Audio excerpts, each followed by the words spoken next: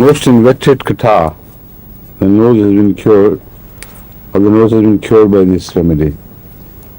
بہت سخت قسم کا ضدی نزلہ بھی اس سے ٹھیک ہوا ہے، لیکن ضدی نزلے تو بہت سی دواؤں میں پائے جاتے ہیں، اس لیے معین طور پہ نہیں کہا جا سکتا. گریفائٹس کا بھی بڑا ضدی نزلہ ہوتا ہے، کلکیریا کارب کا بھی ضدی نزلہ، اس میں کاربونیم سلف میں بھی کرونک نزلے بہت سی دواؤں میں ہیں.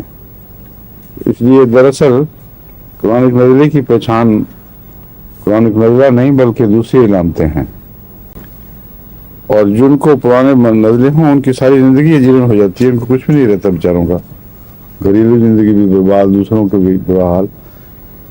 پرانا نزلہ ہو جائے تو پھر بدبو شروع ہو جاتی ہے، اور ایسے مریض کے پاس بھی نہیں بیٹھا جاتا.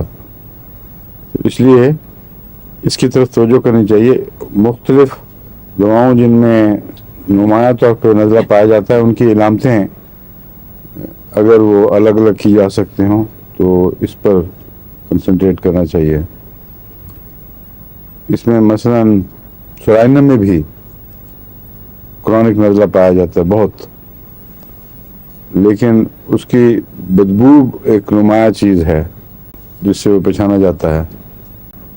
سانس کی ناک کی تکلیف ہوتی ہے سورائنم کو، اس کی جو خاص عجیب بات ہے وہ یہ ہے کہ سارا جسم ٹھنڈا اور سخت گرمی پسند، لیکن ناک کی تکلیف میں وہ ٹھنڈی ہوا پسند کرتا ہے، حالانکہ ٹھنڈی ہوا کا دشمن ہوتا ہے وہ مریض. بعض عجیب و غریب علامتیں جو ملتی ہیں نا، ان سے آپ کو دواؤں کی پہچان آسان ہو جاتی ہے.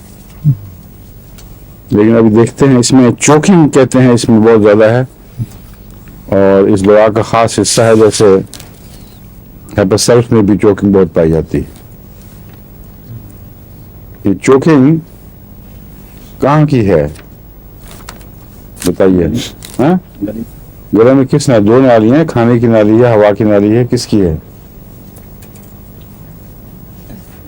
ہوا کی نالی میں ہونی چاہیے. اگر ہوا کی نالی میں زیادہ چوکنگ تکلیف ہو سکتی ہے، نہیں دوسری نالیوں میں ہوتی ہے. بعضوں کو سالڈ فوڈ ڈائجسٹ نہیں کر سکتے اور چوک کر جاتا ہے، بعضوں کو لیکوڈ سے الرجی ہے یا خوف ہوتا ہے، وہ نہیں کر سکتے. جیسے کہ ہائیڈروفوبینم میں جو کتے کے کاٹے کا مریض ہے، وہ پانی اور کسی قسم کا لیکوڈ بھی برداشت نہیں کر سکتا، اس لیے ہائیڈروفوبینم ان مریضوں کو دیتے ہیں جو لیکوڈ برداشت نہیں کر سکتے. تو چوکنگ اسوفیگس کی بھی ہوتی ہے اور ٹریکیا کی بھی ہوتی ہے، اور یہ جو فیرنگس کہلاتے ہیں وہ فیرنگس کی بھی ہوتی ہے. اس لیے اس میں فیرنگس کی زیادہ ہے چوکنگ. جس جو چوکنگ کہا گیا ہے نا، تو مراد ہے فیرنگس کی چوکنگ، کیونکہ کھانسی کے نزلے کے بعد مستقل خراش رہ جاتی ہے باقی، اور وہ پھر رفتہ رفتہ اتنی حساس ہو جاتی ہے کہ معمولی سی ہوا سے یا بولنے کی کوشش سے چوکنگ ہو جاتی ہے. اس لیے اس چوکنگ کو خاص طور پر پیش نظر رکھنا چاہیے. ہیپر میں بھی بہت ہے اور کلکیریا سلف میں بھی.